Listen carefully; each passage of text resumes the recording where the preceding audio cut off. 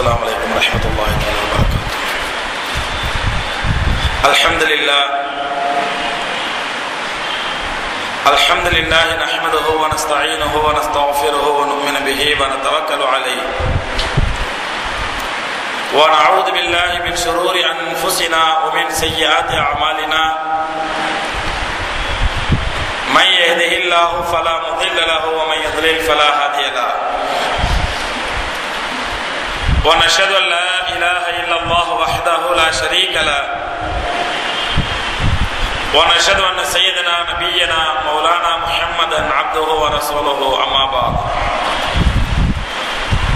فقد قال الله تعالى في القرآن العظيم والفرقان المجيد فأعوذ بالله من الشيطان الرجيم بسم الله الرحمن الرحيم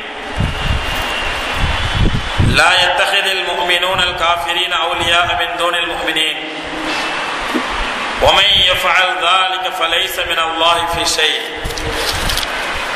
إلا أن تتقوا منه تقاة ويحذركم الله نفسا وإلى الله المصير. وقال تعالى في مقام آخر فأعوذ بالله من الشيطان الرجيم بسم الله الرحمن الرحيم ولن ترى الله عنك اليهود ولا النصارى حتى تتبع ملتهم قل إن هدى الله هو الهدى صدق الله العظيم. கண்ணியத்திற்கும் மரியாதைக்கும் உரிய அருமை பெரியோர்களே, சகோதரர்களே, தாய்மார்களே, அளவிலா கருணையும் நிகரிலா கிருபையும் கொண்ட எல்லாம் வல்ல அல்லாஹ் ரப்பல் ஆலமீன் தன்னுடைய அளவற்ற பேரல்லாலும் தன்னுடைய நிகரற்ற அருட்கிருபையினாலும் நமக்கெல்லாம் ஈமான் என்ற பாக்கியத்தையும் இஸ்லாம் என்ற பாக்கியத்தையும் வழங்கி அந்த ஈமானின்படியே இஸ்லாத்தின்படியே வாழக்கூடிய பாக்கியத்தையும் ரப்பல் ஆலமீன் நமக்கு வழங்கியிருக்கின்றான். எத்தனை சோதனைகளை, எத்தனை கஷ்டங்களை, எத்தனை சிரமங்களை நாம் எதிர்கொண்டாலும், எத்தனை பிரச்சனைகளை எதிர்கொண்டாலும் அத்தனை பிரச்சனைகளுக்கும் அல்லாஹ் ரப்பல் ஆலமீன் இந்த தீனுல் இஸ்லாத்தின் மூலமாக நமக்கு வழங்கிய தீர்வுகளை மட்டுமே தீர்வாக ஏற்று தீர்வாக பின்பற்றி அந்த தீனுல் இஸ்லாத்தின் படியே அந்த ஈமானின் படியே மரணிக்கக்கூடிய பாக்கியத்தையும் அல்லாஹ் நம் அனைவருக்கும் தந்தருள்வானாக என்று துஆ செய்த வண்ணமாக இன்றைய உரையை ஆரம்பம் செய்கின்றேன். கண்ணியத்திற்குரியவர்களே, நாரொரு மேனியும் பொழுதொரு வண்ணமுமாக உலகத்திலே இஸ்லாம் எந்த அளவுக்கு அதனுடைய கொள்கையால், அதனுடைய குணத்தால், இஸ்லாம் தன்னுடைய அடிப்படை கான்செப்டுகளால் இஸ்லாத்தின் எதிரிகளை கூட அல்லது இஸ்லாத்தை அழிக்க துடிப்பவர்களை கூட இஸ்லாத்தினுடைய கொள்கைகள் நாளுக்கு நாள் ஈர்த்து கொண்டு வந்து ஆயிரக்கணக்கான மக்கள், லட்சக்கணக்கான மக்கள் அல்லாஹ்வுடைய அருளால் இஸ்லாத்தை ஏற்றுக்கொண்டிருக்கின்றார்களோ அந்த அளவுக்கு இஸ்லாத்தால் ஈர்க்கப்பட்டு இஸ்லாமிய கொள்கையால் கவரப்பட்டு அல்லாஹ்வை தங்களுடைய ரப்பாகவும் அல்லாஹ்வுடைய தீனுல் இஸ்லாத்தை தங்களுடைய வாழ்க்கையின் வழிகாட்டியாகவும் அல்லாஹ்வுடைய மறையை தங்களுடைய வாழ்க்கையின் அனைத்து பிரச்சனைகளுக்கும் தீர்வாகவும் அல்லாஹ்வுடைய ஹபீப் ஸல்லல்லாஹு அலைஹி வஸல்லம் அவர்களை தங்களுடைய வாழ்க்கை நெறிகளுடைய பிராக்டிக்கல் முன்மாதிரியாகவும் எந்த மக்கள் இவற்றையெல்லாம் கபூல் செய்து ஏற்றுக்கொண்டு வாழ்கின்றார்களோ, இஸ்லாத்தால் ஈர்க்கப்பட்டு இஸ்லாத்தால் கவரப்பட்டு தங்களுடைய வாழ்க்கையை இஸ்லாமிய வாழ்க்கையாக அமைத்துக் கொள்கின்றார்களோ அந்த மக்களுக்கு மீதம் இருக்கக்கூடிய இஸ்லாமிய எதிரிகளால் வரக்கூடிய பிரச்சனைகளும் இன்னல்களும் இஸ்லாத்தின் வேகத்தை விட, இஸ்லாம் பரவக்கூடிய வேகத்தை விட அவர்களுடைய வேகம் நாளுக்கு நாள் அதிகரித்துக் கொண்டுதான் இருக்கின்றன. அது 2 தலைமுறைக்கு முன்பாக இஸ்லாத்தால் கவரப்பட்டு இஸ்லாத்தை ஏற்றுக்கொண்ட மக்களாக இருந்தாலும் சரி, அல்லது 2 நூற்றாண்டுகளுக்கு முன்பாக இஸ்லாத்தால் கவரப்பட்டு ஈர்க்கப்பட்டு இஸ்லாத்தை ஏற்றுக்கொண்ட மக்களாக இருந்தாலும் சரி, அல்லது 2 ஆண்டுகளுக்கு முன்பாக இஸ்லாத்தை ஏற்றுக்கொண்ட மக்களாக இருந்தாலும் சரி, இஸ்லாத்தினால் ஈர்க்கப்பட்டு இஸ்லாத்தை கபூல் செய்து இஸ்லாத்தை தங்களுடைய வாழ்க்கையின் வாழ்வியல் நெறியாக ஏற்றுக்கொண்ட யாரா இருந்தாலும் அவர்கள் எங்களுடைய எதிரிகள் தான் என்று கங்கணம் கட்டி செயல்படக்கூடிய இஸ்லாத்தினுடைய எதிரிகளுடைய எதிர்ப்புகளும் சூழ்ச்சிகளும் நாளொரு மேனியும் பொழுதொரு வண்ணமாக வளர்ந்து கொண்டு வருவதை நாம் பார்க்கின்றோம். எந்த அளவுக்கு அல்லாஹ் ரப்பல் ஆலமீன் இஸ்லாத்திலே வளர்ச்சியை கொடுக்கின்றானோ அந்த அளவுக்கு இஸ்லாத்தினுடைய எதிரிகளுடைய சூழ்ச்சியின் வளர்ச்சியும் நாளுக்கு நாள் அதிகரித்து வருகின்றன. அன்பு சகோதரர்களே, உலகத்திலே எம்பெருமானார் ரசூலை கரீம் ஸல்லல்லாஹு அலைஹி வஸல்லம் அவர்கள் கொண்டு வந்த இந்த தீனுல் இஸ்லாம், அவர்கள் கொண்டு வந்த இந்த மார்க்கம் உலக மக்களால் பின்பற்றப்படும் பொழுது ரசூலுல்லாஹி ஸல்லல்லாஹு அலைஹி வஸல்லம் அவர்கள் மட்டும் என்ன நாடினார்கள் என்றால், மதீனாவுக்கு வந்த உடனேயே மக்காவிலிருந்து ஹிஜ்ரத் செய்து பெருமானார் ஸல்லல்லாஹு அலைஹி வஸல்லம் மதீனாவுக்கு வந்தவுடன் அல்லாஹ்விடத்திலே துஆ செய்தார்கள், யா அல்லாஹ் எங்களுடைய கிப்லாவை பைத்துல் முகத்தஸ் கிப்லாவாக ஆக்கிவிடு, அல்லது பைத்துல் முகத்தஸை எங்களுடைய கிப்லாவாக ஆக்கிவிடு. நாங்கள் இதுவரை காபத்துல்லாவை கிப்லாவாக முன்னோக்கி தொழுது வருகின்றோம். இனிமேல் ஜெருசலத்திலே உள்ள பலஸ்தீனிலே உள்ள பைத்துல் முகத்தஸை எங்களை கிப்லாவாக ஆக்கிவிடு என்று பெருமானார் ஸல்லல்லாஹு அலைஹி வஸல்லம் அவர்கள் துஆ செய்தார்கள். நாம் எல்லாம் தெரிந்த வரலாறு தான், சுருக்கமாக சொல்கின்ற நினைவுபடுத்துவதற்காக. கண்மணி நாயகம் ஸல்லல்லாஹு அலைஹி வஸல்லம் அவருடைய ஆசையை நிறைவேற்றும் விதமாக அல்லாஹ் ரப்பல் ஆலமீனும் பைத்துல் முகத்தஸை கிப்லாவாக ஆக்கினார். ஏனென்றால் பெருமானார் ஸல்லல்லாஹு அலைஹி வஸல்லம் அவர்கள் எந்த நோக்கத்திற்காக எந்த ஆசையினால் இப்படி அல்லாஹ்விடத்தில் துஆ செய்தார்கள் என்றால், மக்காவில் இருக்கும் வரை முஷ்ரிக்குகள் இருந்தார்கள், அவர்கள் காபத்துல்லாவுக்கு முக்கியத்துவம் கொடுத்தார்கள். ஆகவே நாம் காபத்துல்லாவை கிப்லாவாக முன்வைத்து தொழுது கொண்டிருந்தோம். ஆனால் மதீனாவுக்கு வந்த பிறகு யூதர்கள் தான் அதிகமாக இருக்கிறார்கள். இந்த யூதர்களும் பைத்துல் முகத்தஸை முன்னோக்கி கிப்லாவாக தொழுது கொண்டிருக்கிறார்கள். மதீனாவினுடைய தெற்கே காபத்துல்லா இருக்கின்றது, வடக்கே பைத்துல் முகத்தஸ் இருக்கின்றது. காபத்துல்லாவை முன்னோக்கி தொழக்கூடிய முஸ்லிம்கள் வடக்கு தெற்கு நோக்கியும், பைத்துல் முகத்தஸை முன்னோக்கி தொழக்கூடிய யூதர்கள் வடக்கு நோக்கியும் எதிரெதிர் திசையிலே தொழுது கொண்டிருந்தார்கள். அப்பொழுதுதான் பெருமானார் ஸல்லல்லாஹு அலைஹி வஸல்லம் விரும்புகின்றார்கள், இந்த யூதர்கள் நாம் திசையிலேயே வேறுபட்டு இருப்பது, எதிரெதிராக இருப்பது, அவர்கள் இஸ்லாத்திற்கு வருவதற்கு ஏதாவது தடையாக இருக்கலாம். ஆகவே நாம் அல்லாஹ்விடத்தில் துஆ கேட்டு அவருடைய கிப்லாவை நாம் கிப்லாவை முன்னோக்க ஆரம்பித்து விட்டால், ஏன் எந்த திசையை கிப்லாவை முன்னோக்கினால் என்ன, வணங்குவதே அல்லாஹ்வை தானே. ஆகவே அவர்கள் முன்னோக்கக்கூடிய கிப்லாவை நாமும் முன்னோக்கி விட்டால் ஒரு கால் நம்மோடு இணங்கி வருவதற்கு, அவர்கள் நம்மோடு இணைந்து வருவதற்கு வாய்ப்பு ஏற்படும் என்று ஆசைப்பட்டு பெருமானார் ஸல்லல்லாஹு அலைஹி வஸல்லம் அல்லாஹ்விடத்தில் துஆ செய்தார்கள். அந்த துஆவையும் அல்லாஹ் ரப்பல் ஆலமீன் கபூல் செய்து பைத்துல் முகத்தஸையே முஸ்லிம்களுக்கு கிப்லாவாக அல்லாஹ் நிர்ணயித்தார். ஆனால் ரசூலுல்லாஹி ஸல்லல்லாஹு அலைஹி வஸல்லம் யூதர்களை தங்களின்பால் ஈர்ப்பதற்கு, யூதர்களை தங்களின்பால் கவர்வதற்கு, யூதர்களை இஸ்லாத்தின்பால் கொண்டு வருவதற்கு கண்மணி நாயகம் ஸல்லல்லாஹு அலைஹி வஸல்லம் என்ன முயற்சி செய்தார்களோ அந்த முயற்சி யூதர்களுடைய விஷயத்தில் பலிக்கவில்லை, நேர் எதிரான விளைவுகளை ஏற்படுத்தியது. எந்த அளவுக்கு என்றால், இஸ்லாத்திற்கு வரக்கூடிய மற்ற மக்களை தடுப்பதற்கு யூதர்கள் இந்த கிப்லாவை பயன்படுத்தினார்கள். அப்பாய் மக்களத்தில் சொன்னார்கள், என்ன முகமது காபத்துல்லா தன்னுடைய தந்தை தன்னுடைய பாட்டனார் இப்ராஹிம் அலைஹிஸ்ஸலாம் கட்டியது என்று சொல்கின்றார். இப்ராஹிம் அலைஹிஸ்ஸலாம் தான் காபத்துல்லாவை கட்டினார்கள், இஸ்மாயில் அலைஹிஸ்ஸலாம் உதவி செய்தார்கள் என்றெல்லாம் பேசுகின்றார். தங்களுடைய பாட்டனாரால் கட்டப்பட்ட காபத்துல்லாவை விட்டுவிட்டு எங்களுடைய கிப்லாவை எல்லாம் அவர் முன்னோக்குகின்றார் என்று எந்த நோக்கத்திற்காக பெருமானார் ஸல்லல்லாஹு அலைஹி வஸல்லம் கிப்லாவை மாற்றும்படி அல்லாஹ்விடத்தில் வேண்டினார்களோ அதற்கு நேர் மாற்றமாக மட்டுமல்ல, இஸ்லாத்திற்கு வரக்கூடிய மற்ற மக்களுக்கே தொல்லை ஏற்படுத்தும் விதமாக, தொந்தரவு ஏற்படுத்தும் விதமாக யூதர்கள் பிரச்சாரம் செய்ய ஆரம்பித்தார்கள். இப்பொழுதுதான் பெருமானார் ஸல்லல்லாஹு அலைஹி வஸல்லம் உணர்ந்தார்கள், இந்த யூதர்களை நாம் எந்த சூழ்நிலையில் சமாதானப்படுத்தி அவர்களோடு இணங்கி வாழ நினைத்தாலும் அவர்கள் வாழ மறுக்கிறார்களே என்பதை புரிந்து கொண்டு அல்லாஹ்விடத்தில் துஆ செய்தார்கள், யா அல்லாஹ் எங்களுடைய காபத்துல்லாவையே எங்களுக்கு மறுபடியும் கிப்லாவாக ஆக்கிவிடு. கிட்டத்தட்ட 18 மாதங்கள் பெருமானார் ஸல்லல்லாஹு அலைஹி வஸல்லம் அவர்கள் பைத்துல் முகத்தஸை முன்னோக்கி தொழ 18 மாதங்களுக்கு பிறகு மீண்டும் அல்லாஹ் ஆயத்தை இறக்குகின்றான். கண்மணி நாயகம் ஸல்லல்லாஹு அலைஹி வஸல்லம் பைத்துல் முகத்தஸை முன்னோக்கி தொழுகின்றார்கள். இது ரசூலுல்லாஹி ஸல்லல்லாஹு அலைஹி வஸல்லம் வாழ்க்கையில் நடந்த ஒரு வரலாற்று சம்பவம். அன்பு சகோதரர்களே, இந்த சம்பவத்தின் மூலமாக நமக்கு கிடைக்கக்கூடிய ஒரு மிகப்பெரிய படிப்பினை என்னவென்றால், இந்த உலகத்திலேயே அல்லாஹ்வுடைய சாபத்திற்குரிய ஒரு மோசமான சமுதாயம் இருக்கிறது என்றால் அது யூத சமுதாயம் தான், அது யூத கிறிஸ்தவ சமுதாயம் தான். கிறிஸ்தவர்களையாவது ஓரளவு கையில் பிடித்துக் கொள்ளலாம், ஆனால் இந்த யூதர்களை ஒருபோது வழிக்கு வர மாட்டார்கள் என்பது நிரூபணமான வரலாற்று ஆதாரப்பூர்வமான சமுதாயம் என்னவென்றால் இந்த யூத சமுதாயம் தான். ஏனென்றால் அவர்களை பற்றி அல்லாஹ் ரப்பல் ஆலமீன் தன்னுடைய திருமறையில் சொல்கின்றான், அவர்கள் வேண்டுமென்றே நபிமார்களை தெரிந்து கொண்டே, உலகத்திலே நபிமார்களை பற்றி புரிந்து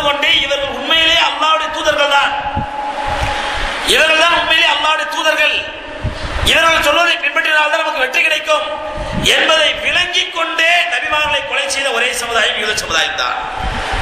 நபிமார்கள் பல்வேறு காலகட்டங்களிலே கொல்லப்பட்டிருக்கிறார்கள், கொல்வதற்கு முயற்சிக்கப்பட்டிருக்கிறார்கள். ஆனால் யாரால் என்றால் அவர்களை நபி என்று தெரியாத மக்களால் கொலை செய்வதற்கு முயற்சிக்கப்பட்டார்கள். எப்படி உமர் ரலியல்லாஹு தஆலா பெருமானார் ஸல்லல்லாஹு அலைஹி வஸல்லம் கொல்வதற்கு முயற்சி செய்தார்கள், ஆனால் நபி என்று தெரியாமல். ஆனால் இவர்கள் நபி என்று விளங்கி வைத்துக் கொண்டு அந்த நபியை ஏற்றுக்கொண்டே கொலை செய்த ஒரு சமுதாயம் இருக்கிறது என்றால் உலகத்திலே யூதர்கள் மட்டும்தான். எப்படி ஈசா அலைஹிஸ்ஸலாத்து வஸ்ஸலாம் அவர்களை கொலை செய்தார்கள், கண்மணி நாயகம் ரசூலுல்லாஹி கரீம் ஸல்லல்லாஹு அலைஹி வஸல்லம் நபி என்று தெரிந்து வைத்துக் கொண்டே கொல்வதற்கு முயற்சி செய்தார்கள். இப்படி நபிமார்களை கொலை செய்வதற்கும் அல்லாஹ்வுடைய கோபத்திற்கு மேல் கோபத்திற்கு அவர்கள் ஆளாவதற்கு முக்கிய காரணம் என்னவென்றால் ரப்பல் ஆலமீன் சொல்கின்றார், அவர்கள் மீது அல்லாஹ்வுடைய சாபம் நிரந்தரமாகிவிட்டது. அவர்கள் திருந்துவார்கள் என்று எதிர்பார்க்க முடியாது. உலகத்திலேயே சமாதானத்திற்கு ஒத்து வராத ஒரு சமுதாயம், ஒரு கேடுகட்ட சமுதாயம் என்றால் அது யூத சமுதாயம் தான் என்று ரப்பல் ஆலமீன் தன்னுடைய திருமறையிலேயே ரப்பல் ஆலமீன் அவர்களை பற்றி எச்சரிக்கின்றார். அருமை சகோதரர்களே, அப்படிப்பட்ட ஒரு மோசமான சமுதாயத்தை எதிர்த்து, அப்படிப்பட்ட உலகத்திலே கேடுகட்ட ஒரு சமுதாயம், எப்படிப்பட்ட சூழ்ச்சிக்கும் எப்படிப்பட்ட அசிங்கத்திற்கும்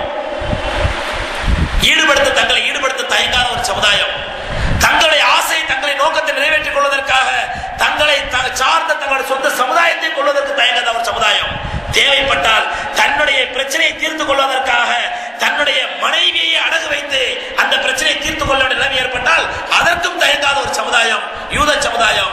அந்த யூத சமுதாயத்தின் வழி வந்தவர்கள் தான் இந்தியாவில் உள்ள பார்ப்பனர்கள். அந்த யூத சமுதாயத்தின் நோக்கங்களையும் கொள்கைகளையும் குணங்களையும் அப்படியே தங்களிடத்தில் கொண்டவர்கள் தான் இந்தியாவில் வாழக்கூடிய பார்ப்பனர்கள், பிராமணர்கள். அந்த யூத சமுதாயத்தை எதிர்த்து அவர்களோடு டீலிங் வைத்து அவர்களை எதிர்த்து ஒரு சமுதாயம் உலகத்திலே 70 ஆண்டுகளுக்கு மேலாக தொடர்ந்து போராடி கொண்டிருக்கிறது என்றால் அதுவும் இஸ்லாமிய சமுதாயம் தான். அதாவது பலஸ்தீன் முஸ்லிம்கள் கிட்டத்தட்ட 70 ஆண்டுகள் எந்த விதமான சமாதானத்திற்கு ஒத்து வராத, எத்தகைய சூழ்ச்சிக்கும் எத்தகைய அசிங்கங்களுக்கும் எத்தகைய அநியாயங்களுக்கும் செய்வதற்கு தங்களை உட்படுத்திக் கொள்வதற்கு தயங்காத ஒரு சமுதாயம், யாரையும் ஏமாற்றுவதற்கு தயங்காத ஒரு சமுதாயம். சொல்ல போனால் தமிழ் புழக்கத்தில் சொல்வதாக இருந்தால் மனிதாபிமானம் என்பதே மனசாட்சி என்பதே இல்லாத ஒரு சமுதாயம். அந்த சமுதாயத்தை எதிர்த்து நம்முடைய முதல் கிபிலாவான பைத்துல் முகத்தஸை மீட்டெடுப்பதற்கும் தங்களுடைய சொந்த ஊரிலேயே அகதிகளாக ஆக்கப்பட்டு விரட்டப்பட்டு அந்த ஊரிலேயே இன்று வரை காலத்தை கழித்துக் கொண்டிருக்கூடிய முஸ்லிம் மக்கள் நாளொரு மேனி பொழுதொரு வண்ணமாக அவர்களை போராடி இன்று வரை அவர்களை எதிர்த்து ஒரு மிகப்பெரிய சோதனைக்கு தங்களை ஆட்படுத்திக் கொண்டிருக்கிறார்கள். சகோதரர்களே, எப்படியெல்லாமோ அழித்தார்கள் யூதர்கள் பலஸ்தீன் முஸ்லிம்களை, எப்படியெல்லாமோ அழித்தார்கள். அந்த வரலாறு எல்லாம் ஒரு பல்வேறு நேரங்களில் சொல்லியிருக்கின்றேன். ஷாத்ரா ஷபீரா என்று சொல்வார்கள், 2 கிராமங்கள் அப்படியே முஸ்லிம் ஊர்கள் கிட்டத்தட்ட 60,000க்கும் மேற்பட்ட முஸ்லிம்கள் ஒரே நாளிலே துப்பாக்கி சுப்பி பீரங்கிகளை வைத்து கொல்லப்பட்டார்கள். வீடுகள் இடிக்கப்பட்டன, புல்டோசரை வைத்து தகர்க்கப்பட்டன. இறந்த முஸ்லிம்கள் அப்படியே பூமிகள் போட்டு மண்ணோடு மண்ணாக பில்டிங்கோடு பில்டிங்கா ரபிஷா விரவப்பட்டார்கள். எத்தனை பேர் இறந்தார்கள் என்றே கணக்கு உலகத்திற்கு தெரியக்கூடாது என்பதற்காக பலஸ்தீன் முஸ்லிம்கள் அதை நிறைவேற்றியவன் யார்? ஒரு ராணுவ வீரர் நிறைவேற்றினார். உலக நாடுகள் எல்லாம் சத்தம் போட்டன. இப்படி ஒரு அநியாயம் செய்கின்ற ஒரு அப்பாவி மக்கள் மீது, அப்பாவி சமுதாயத்தின் மீது இப்படி 2 ஊரையே காலி பண்ணி 60,000 முஸ்லிம்களை ஒரே நேரத்தில் கொண்டிருக்கிறீர்களே, எத்தனை பேர் கொலை செய்யப்பட்டார் என்ற கணக்கே வெளியே தெரியாத வண்ணம் அவர்களை பில்டிங் ரப்பிஷோடு சேர்த்து, பில்டிங்களுடைய கட்டடங்களுடைய இடிபாடுகளோடு சேர்த்து அவர்களை விரைவி விட்டீர்களே என்று கண்டித்த போது அப்போது இந்த யூத அரசாங்கம் சொன்னது, அந்த ராணுவ வீரருக்கு திடீரென்று பைத்தியம் பிடித்து விட்டது, அதனால் இப்படிப்பட்ட காரியத்தை செய்து விட்டார், அவர் தன்னை அறியாமல் செய்து விட்டார் என்று விளக்கம் சொன்ன யூத அரசாங்கம். ஒரு சில மாதங்களிலேயே அந்த ராணுவ வீரன் ராணுவ மந்திரியாக பொறுப்பேற்றார். பிற்காலத்தில் அவனே இஸ்ரேலுடைய பிரதமரானான், ஏரியல் ஷரோன். இப்போது இருக்கக்கூடிய பிரதமருக்கு முந்தைய பிரதமர். எதற்காக சொல்ற சோதரே, எப்படிப்பட்ட அநியாயங்களையும் எப்படிப்பட்ட படுகொலைகளையும் நிகழ்த்துவதற்கு தயங்காத ஒரு சமுதாயம் யூத சமுதாயம். அந்த யூத சமுதாயத்தோடு தங்களுக்கு இருக்கக்கூடிய அந்த ட்ரெடிஷனல் கான்டாக்ட், அந்த பரம்பரை தொடர்பை வைத்துத்தான். ஏன்னா அந்த யூத கிறிஸ்தவத்தில் வந்தவர்கள் தான் இங்க இருக்கக்கூடிய பார்ப்பன பணியாக்கள். இங்க இருக்கக்கூடிய அந்த பார்ப்பன பணியாக்களுடைய தலைமை பீடமான RSS பிஜேபியும் அதே யூதர்களோடு சூழ்ச்சி செய்துதான், அவர்களோடு கூட்டணி வைத்துதான், அவர்களுடைய ஆலோசனை பேரில்தான் இந்தியாவிலே எல்லா விதமான அநியாயங்களையும் அட்டுழியங்களை எடுத்துக் கொண்டிருக்கிறார்கள். பாம்பே கலவரம், சமீபத்தில் நடந்த பாம்பே தாக்குதல் என்பது இது முஸ்லிம்கள் நிகழ்த்தியதல்ல, அல்லது பாகிஸ்தான் முஸ்லிம்கள் நிகழ்த்தியதல்ல. இது முழுக்க முழுக்க மொசாதுடைய உளவுத்துறையை சார்ந்தது என்பது சீனாவில் இருந்து வரக்கூடிய பீப்புள்ஸ் டெய்லி என்ற பத்திரிகை எழுதுகின்றது. சைனாவிலிருந்து வெளிவரக்கூடிய பீப்புள்ஸ் டெய்லி என்ற பத்திரிகை தன்னுடைய நிருபர்களை அனுப்பி, தன்னுடைய புலனாய்வுத்துறை அனுப்பி, தன்னுடைய அந்த பிரைவேட் டிடெக்டிவ் என்று சொல்லக்கூடிய அந்த சொந்த தனிநபர் புலனாய்வுத்துறை அனுப்பி அந்த பீப்புள்ஸ் டெய்லி என்ற பத்திரிகை எழுதுகின்றது. இதிலே அப்பாவி மக்கள் முஸ்லிம்கள் பாதிக்கப்படுகிறார்கள் இந்தியாவிலே. அது மட்டுமல்ல, இந்தியாவுக்கு ஒரு நல்ல வாய்ப்பு கிடைத்து விட்டது பாகிஸ்தானை குதிரை எடுப்பதற்கு.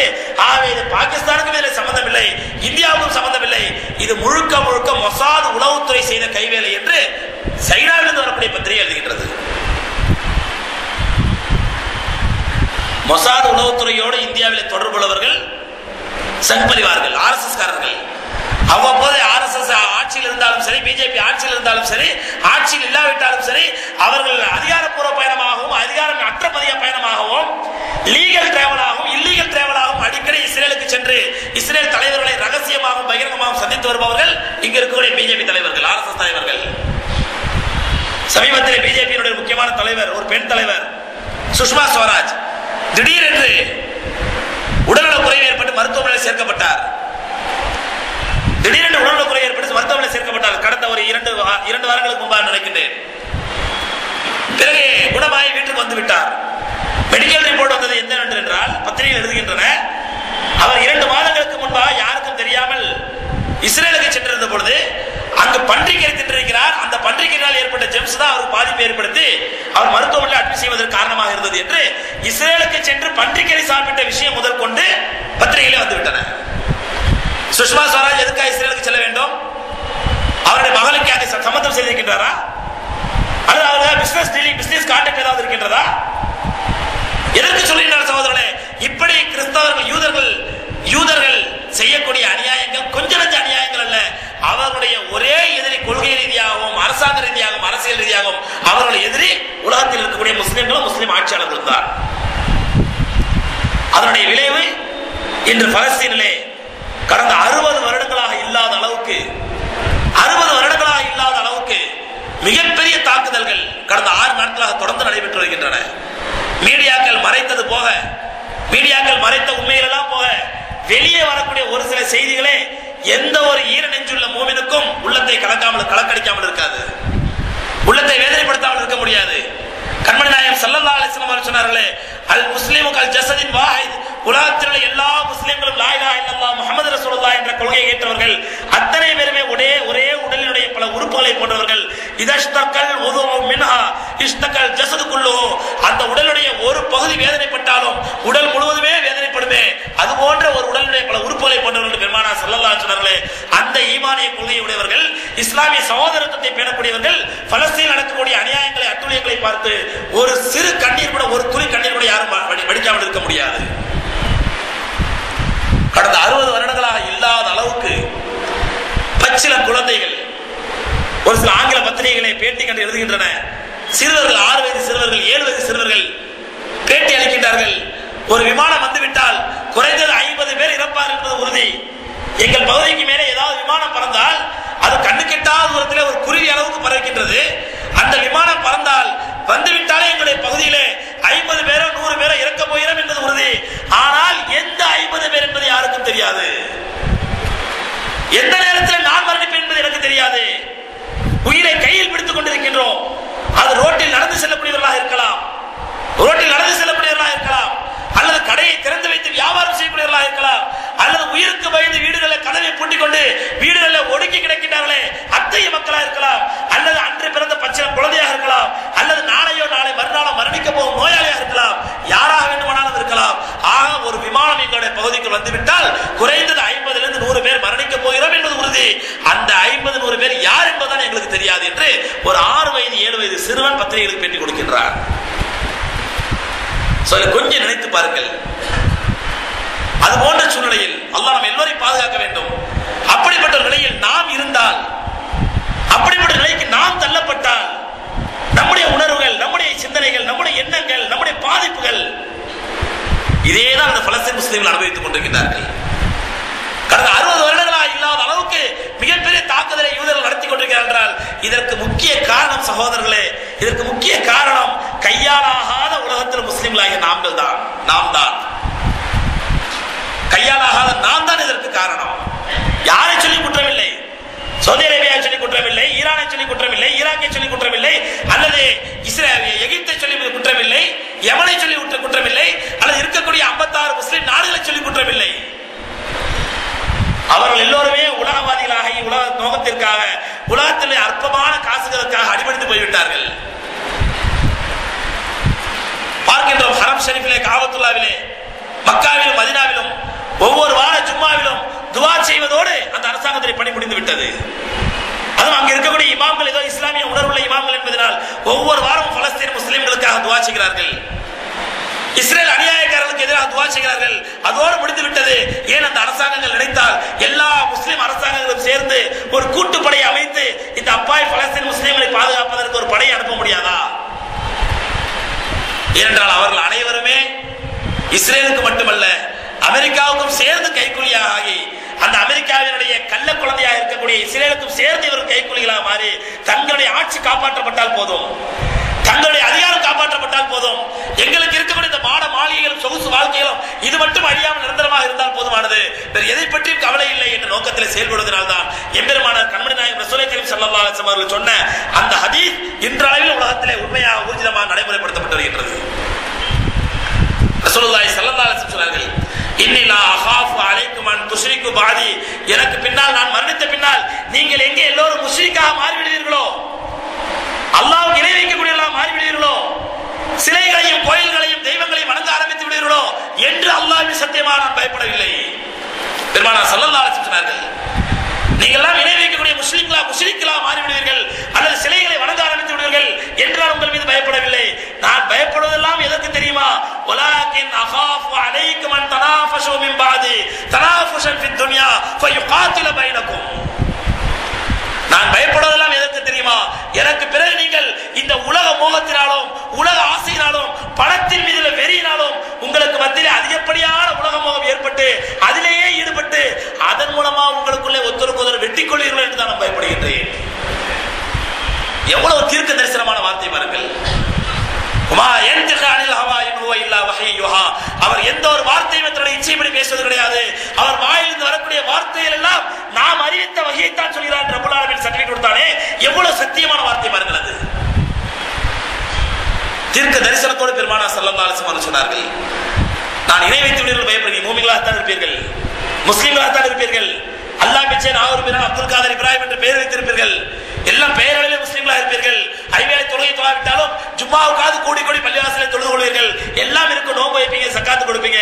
ஆனால் நான் உங்கள் மீது பயப்படுவதெல்லாம் உலக மோகத்திலே நீங்கள் ஆட்படுத்தப்பட்டு உலக மோகத்தினால் ஈர்க்கப்பட்டு அந்த உலகத்தினுடைய பதவி ஆசையும் பண ஆசையும் உலக நெறியும் உங்களை ஆட்கொண்டு அதனால் உங்களுக்குள்ளே சண்டையிட்டுக் கொள்வீர்களோ, உங்களுக்கு தகராறு செய்து கொண்டீர்களோ, அதைத்தான் நான் பயப்படுகிறேன் என்று பெருமானார் ஸல்லல்லாஹு அலைஹி வஸல்லம் சொன்னார்கள்.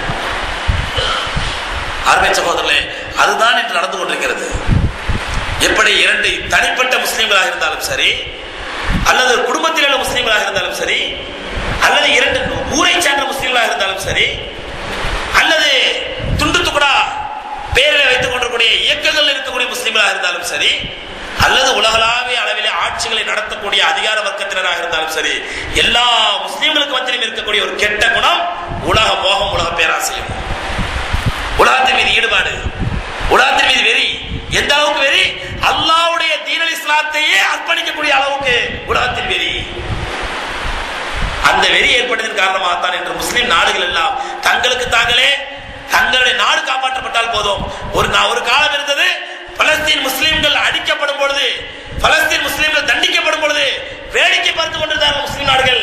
ஆனால் இப்பொழுது இந்த தாக்குதலிலே, கடந்த 6 நாட்களாக நடக்கக்கூடிய தாக்குதலிலே நடக்கக்கூடிய மிகப்பெரிய வேதனை என்னவென்றால் சகோதரர்களே, பலஸ்தீனை அடுத்து இருக்கக்கூடிய ஈஜிப்த், மிஸ்ர் என்பது முஸ்லிம்கள் நாடு, முஸ்லிம் ஆட்சியாளர்களை கொண்ட நாடு.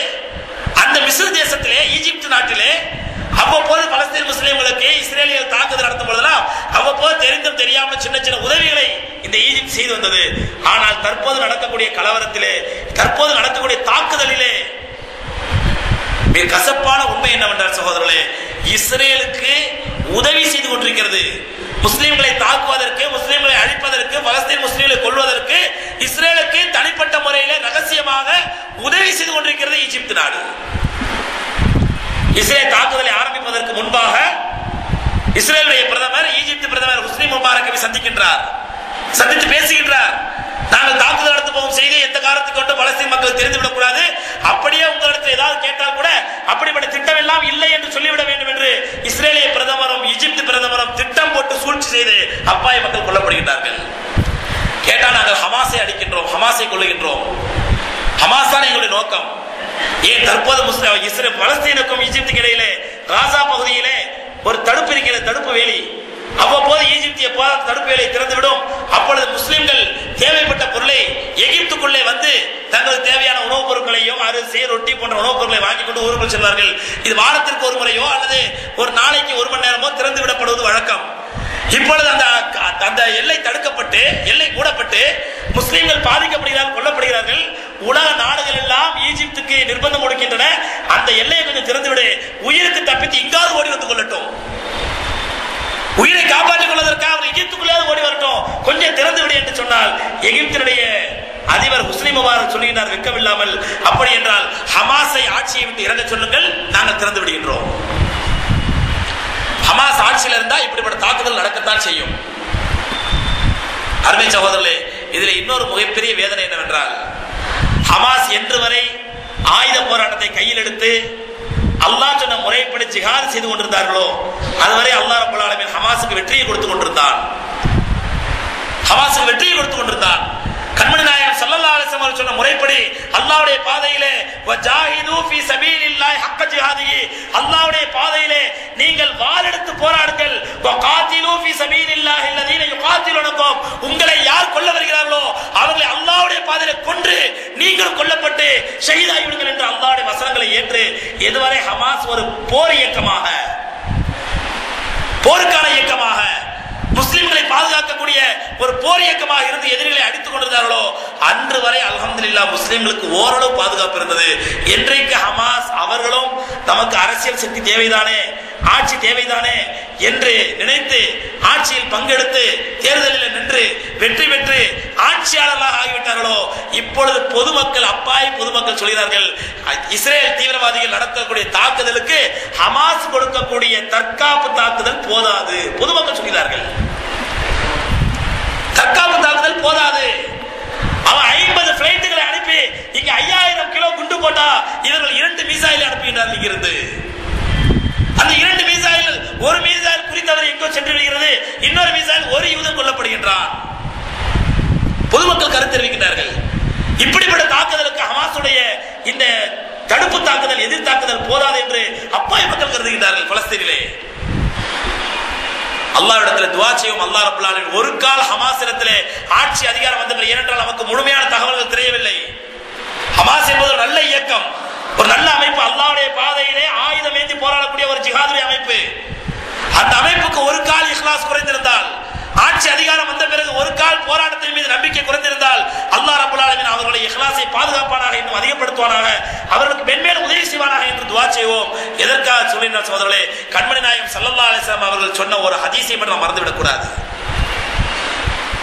ரசூலுல்லாஹ் சொன்னார், இந்த எச்சரிக்கை, உலக மோகம் ஏற்பட்டு விட்டால் அந்த உலக மோகத்திலே ஈடுபட்டு நீங்கள் உலக மோகத்திலே உங்களை மாய்த்துக் கொண்டு உங்களுக்கிலே சண்டையிட்டுக் கொள்வீர்கள் என்று பயப்படுகிறீர்கள் என்று சொன்னார்களே, இந்த எச்சரிக்கையை நாம் ஒருபோதும் மறந்துவிடக் கூடாது.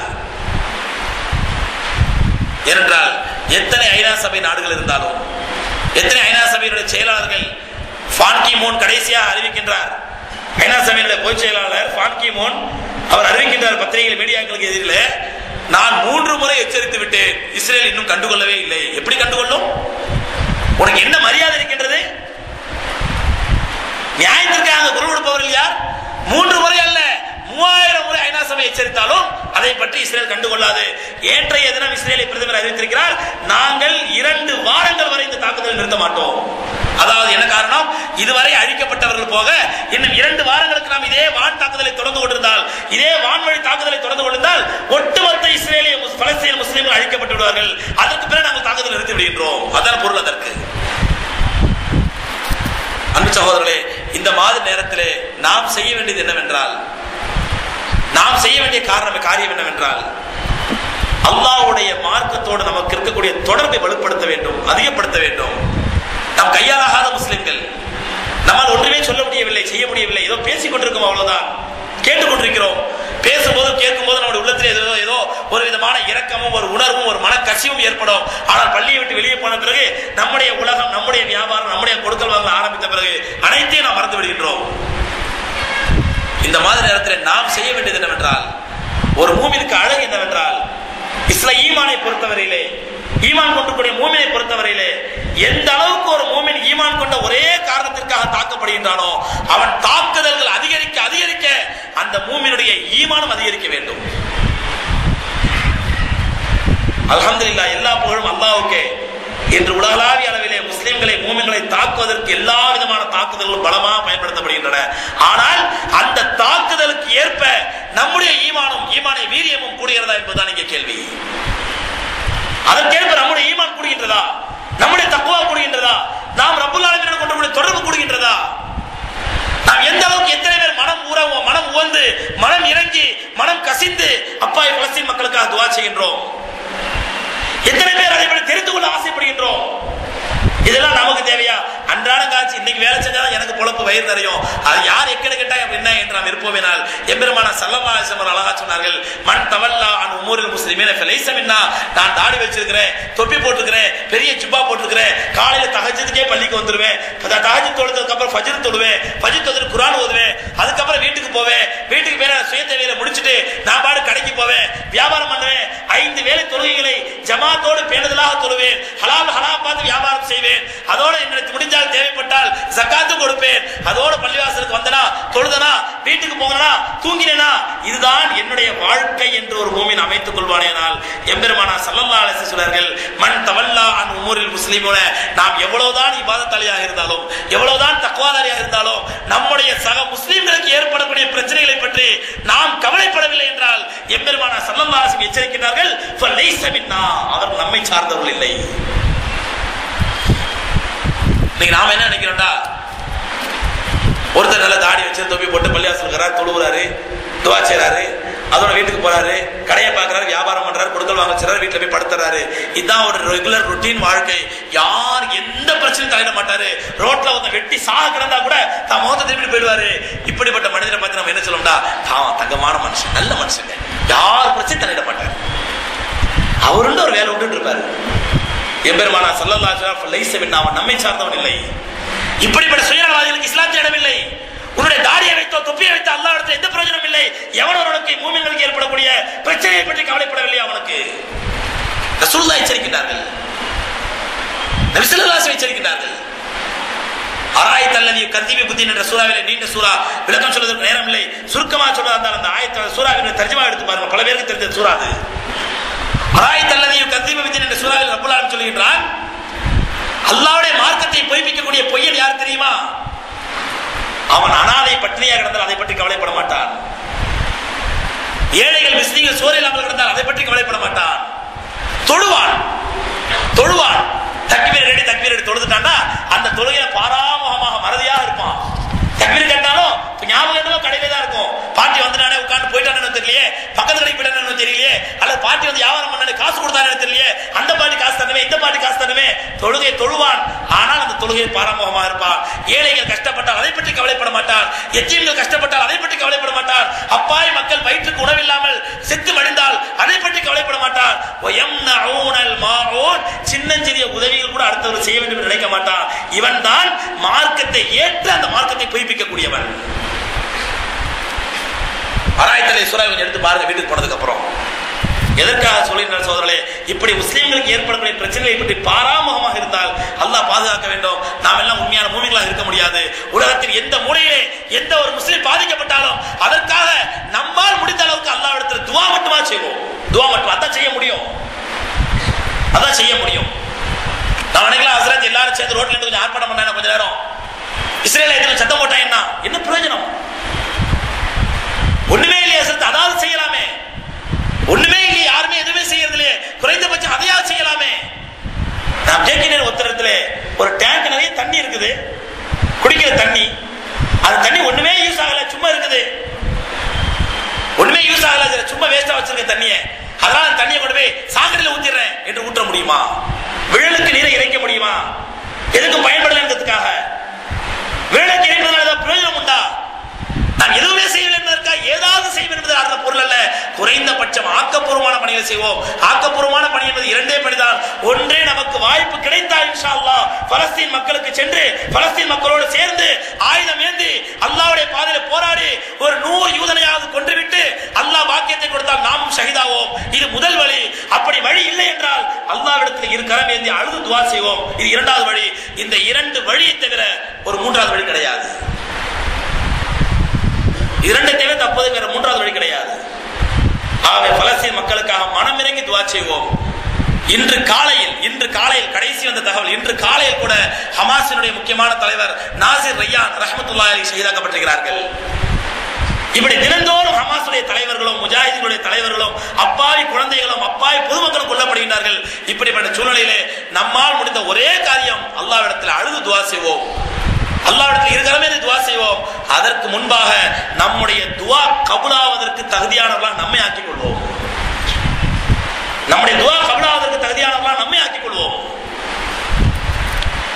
எம்பெருமானார் ஸல்லல்லாஹு அலைஹி வஸல்லம் சொன்னார்கள், எத்தனையோ மக்கள் பிரயாணத்தினால் பாதிக்கப்பட்டு, எதிரிகளால் கூட அல்ல, யூதர்களால் அல்ல, சங்பரிவாரால் RSS அல்ல பாதிக்கப்பட்டல்ல, பெருமானார் ஸல்லல்லாஹு அலைஹி வஸல்லம் பிரயாணம் செய்கின்றார்.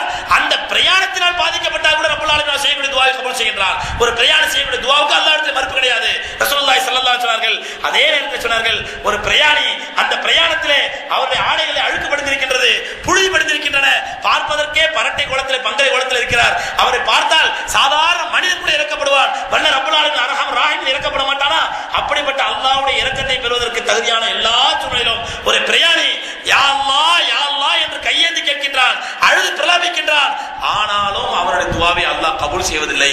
ஏனென்றால் அவனுடைய உணவு ஹராம், அவனுடைய உடை ஹராம், அவனுடைய செலவுக்கான பணம் ஹராம். எல்லாம் ஹராமான பணத்தை வைத்துக் கொண்டு அவன் என்ன அழுது புறம்பி என்ன பிரயோஜனம்? ஆகவே அன்புக்குரிய சகோதரர்களே, ஆகவே இப்படிப்பட்ட ஹராமான வியாபாரம் நாம் செய்வதாக இருந்தால், ஹராமான கொடுக்கல் வாங்கல் இருந்தால், அவை அனைத்தையும் விலக்கி நம்முடைய துஆக்கள் கபூலாக போவதற்கு முதல் காரணமே ஹராமான பணம் தான். நம்ம எத்தனை பேர் அல்லாஹ்வுடைய எச்சரிக்கை வந்த பிறகும், அல்லாஹ் ரசூலுடைய எச்சரிக்கை வந்த பிறகும் எத்தனை பேர் ஹராமான வியாபாரத்தை முழுமையாக விட்டொழிக்கின்றோம்? நான் பட்டினி கிடந்தாலும் பரவாயில்லை, இந்த வியாபாரம் எனக்கு தேவையில்லை என்று நினைப்பில் எத்தனை பேர் இருக்கின்றோம்? எத்தனை அஜந்தம், 4 அஜந்தங்கிறதுல 5 அஜந்தம் கேட்போம், 5 மதரசாங்கிறதுல 10 மதரசா கேட்போம். ஏதாவது ஒரு மதரசாவிலே தப்பி தவறியாவது இது ஹலால் என்று சொல்லிவிட மாட்டார்களா என்றுதானே இன்று வரை அழைத்து கொண்டிருக்கின்றோம். எத்தனை ஹராமான வியாபாரங்களுக்கு